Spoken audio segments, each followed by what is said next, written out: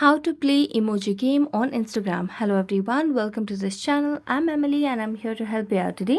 So without any delay, let's get started. So first of all, open up your Instagram application on your device. Make sure that you have logged into your account. Then tap on your profile at the bottom right corner, or you can just directly go to your DM section, which is here located at the bottom of the screen. Then tap any of the profile that you want to have or play game with. So just go onto the message box and you can play, or you can just send any of the emoji. So for now, if I want to send this emoji over here, now tap on send. Now as I send the message emoji to this person, what I have to do is just tap on the emoji, and here you can play the game now.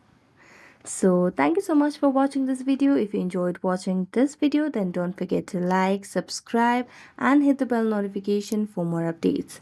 That's it for today and see you next time.